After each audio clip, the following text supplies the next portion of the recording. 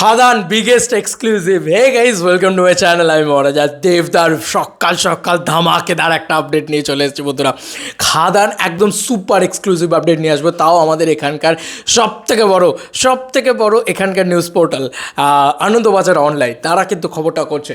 একদম খবরের লিঙ্ক তোমাদেরকে দিয়ে দেবো।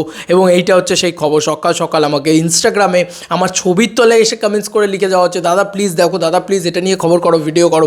আমি থ্যাঙ্কফুল তোমাদের কাছে, থ্যাংক ইউ সো মাচ, মানে এতটা ভালোবাসা দেওয়ার জন্য। বিশেষ করে দেব ফ্যান্সরা আমাকে হিউজভাবে ভালোবাসা দিচ্ছ, সেটার জন্য আমি একটা ভীষণভাবে কৃতজ্ঞ বলতে পারো। তো যাই হোক, খাদান ছবিতে বিদ্যুৎ জামাল ছাড়াও বড় চমক এই ছবিতে।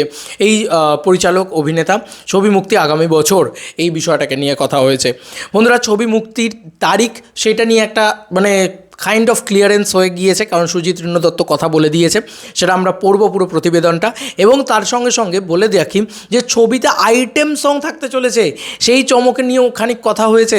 ছবির শুটিং শুরু হয়ে গেছে বন্ধুরা, থার্ড শিডিউল। ইয়েস, খাদান থার্ড শিডিউল শুরু হয়ে গিয়েছে বন্ধুরা। কারণ খবরটা করা হয়েছে এখানে পরিষ্কার, তোমরা দেখতেই পাচ্ছ খবরটা কবে করা হয়েছে।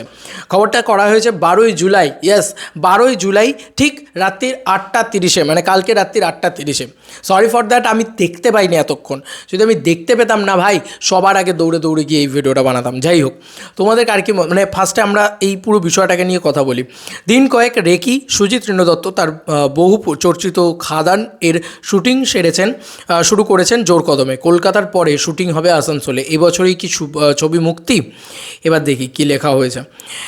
রেকি সেরেছেন সন্তর্পণে, কাকপক্ষীয় টের পায়নি। সুজিত ঋণ দত্ত খাদান ছবির শুটিং চলেছে কলকাতা জুড়ে। এই প্রসঙ্গে পরিচালকের সঙ্গে যোগাযোগ করেছিল আনন্দবাজার অনলাইন। শুরুতেই স্বীকারোক্তি, কয়েকটা দিন দু চোখের পাতা এক করতে পারিনি। শুটিংয়ের জায়গা খুঁজতেই দিন শেষ। আজ বৃষ্টি পড়ছে, আজ ইনডোর শুটিং। ইতিমধ্যেই দিন চারেকের শুটিং হয়ে গিয়েছে। নলবন সংলগ্ন গ্রাম্য পরিবেশে শুটিং করেছেন দেব, যিশু সেনগুপ্ত, জন ভট্টাচার্য, বরখা বিস্ত।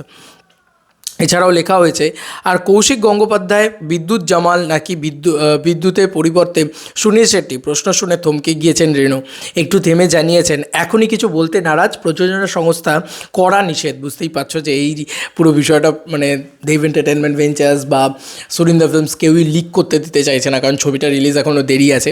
কিন্তু ছবিটার হাইপ কিন্তু আকাশচুম্বী, মাথা খারাপ করে দেওয়া হাইপ। যে কারণে এটাকে নিয়ে খবর করলে, এটাকে নিয়ে কথা বললে, সবটা যদি জেনে যাওয়া যায়, তাহলে ওই মজাটা, ওই তারকাটা, ওই হয় না যে একটা ওই কুরকুরানিটা নষ্ট হয়ে যাবে। যাই হোক, আমরা পরবর্তীতে পড়ি।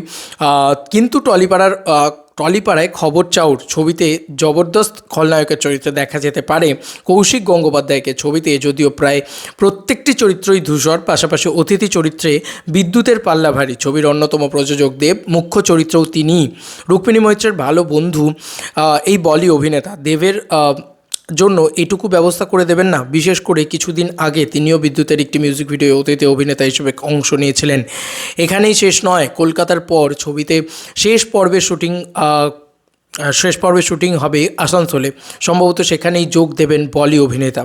ছবির আইটেম গানেও পরিচালক রেখেছেন বড় চমক। ভালো করে শুনছো তো? পরিচালক রেখেছেন বড় চমক, যদিও কী চমক তা খোলসা করেননি পরিচালক। তার আইটেম সং বা আইটেম গার্ল যে হবে, সেও কিন্তু একটা বড় নামই হবে, এইটুকুই আমার মনে হচ্ছে।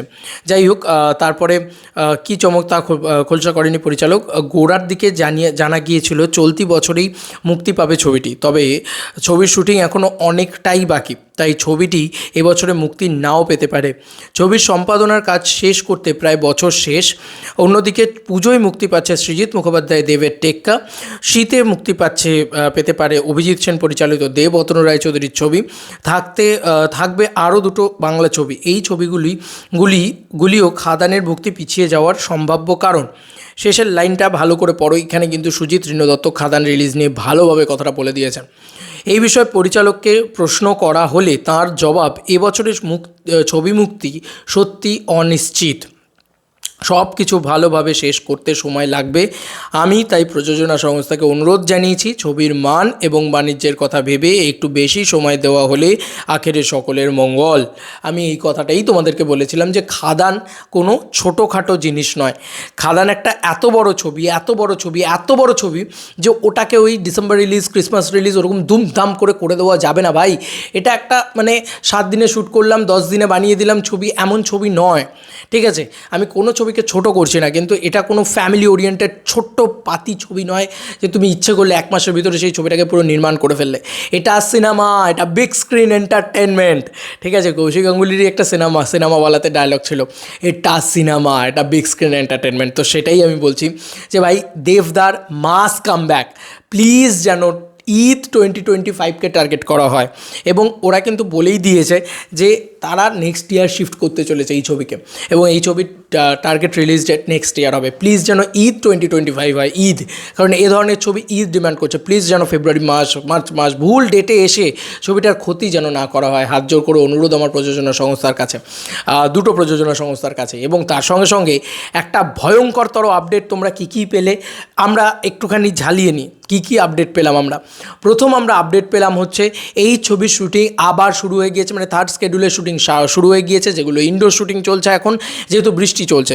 এখন থেকে ওয়েদার একটু ক্লিয়ার হয়েছে, যে কারণে নলবন এবং কলকাতার গ্রাম্য পরিবেশে কিছু শুটিং চলছে। এটা আমাদের প্রথম আপডেট ছিল।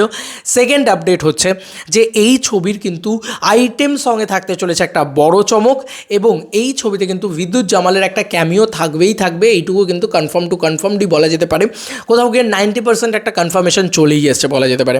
আচ্ছা চলো, এরপরে যে আমাদের কনফার্মেশন সেটা হচ্ছে যে এই ছবিটা কিন্তু এই বছরে আসছে না, এই ছবিটা আস্তে আস্তে সামনের বছর হবে। তাই এই আপডেটটা যেটা ছিল যে এই বছরেই হবে, সেটা কিন্তু আর হচ্ছে না, কারণ বোঝাই যাচ্ছে যে ছবির কাজ কমপ্লিট করা যাবে না। এবং পুষ্পা যেভাবে তৈরি হচ্ছে, যে একবার ছবিটা তৈরি হচ্ছে তারপরে ভাই ছবিটা আবার পিছোচ্ছে। কেন পিছোচ্ছে? কারণ ছবিটার কোয়ালিটি, ছবিটা আরও ভালো করে বানাতে চাইছে। এক্স্যাক্টলি খাদানও ঠিক সেম, খাদান আরও ভালো করে বানাতে চাইছে, সুজিত দত্ত আরও ভালো করে বানাতে চাইছে, দেবদা। তাদেরকে সময় দেওয়া হোক, তারা এমন কিছু নিয়ে আসবে, বলে দিচ্ছে বাংলা সিনেমার ইতিহাসে এরকম সিনেমা দেখা যায়নি। এত বড় সিনেমা, এত বড় অ্যাকশন, এত বড় লার্জার দ্যান লাইফ, এত বড় ধামাকা। কেউ ভাবতে পারছে না যে কী সিনেমা আসতে চলেছে, কী দাপট আসতে চলেছে, কী তাণ্ডব আসতে চলেছে।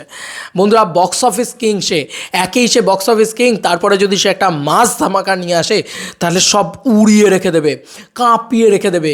আরে গুরু আমার রাজা বেশে ফিরছে। সত্যি কথা বলছি, খাদানের ওপরে আর কোনো বড় ছবি হয় না, খাদানের ওপরে আর কোনো সিনেমা হতে পারে না। খাদান এমন একটা সিনেমা, খাদান এমন একটা মাস্টারপিস আসতে চলেছে। অনেকেই এই কথাটা শুনে বলছে, ভাই আমি বলছি, আর আমি এইটুকু বলছি যে আমি ছবিটা সম্পর্কে যতটুকু জানি, ছবিটার টিমের সম্পর্কে যতটুকু জানি, এবং ছবিটা যেভাবে তৈরি হচ্ছে না, এরা পাগলের মতন পরিশ্রম করছে গো। এই প্রত্যেকটা টিমের প্রত্যেকটা মেম্বার জান নাকাল করা পরিশ্রম করছে, মাথার ঘাম পায়ে ফেলে, রক্ত ঝরিয়ে পরিশ্রম করছে, বিশ্বাস করো। তাই প্লিজ আমি এইটুকুই বলবো যে একটু ওয়েট করে যাও। এমন সিনেমা দেখবে তোমরা প্রথম, এই যে একটা কথা উঠেছিল না যে প্রথম হাফে পয়সা ওসুল, সেই প্রথম হাফে পয়সা ওসুল হবে তোমাদের, আর সেকেন্ড হাফে মনে হবে ডাবল টাকা ফেরত। এমন গ্র্যান্ডার, এমন স্কেল, এমন কিছু করে দিয়েছে খাদান। তোমাদের আর কি মতামত এন্টার ভিডিওটাকে নিয়ে জানিও কমেন্ট সেকশনে। চলো বন্ধুরা, নতুন কোনো ভিডিওতে দেখা হবে, বাই।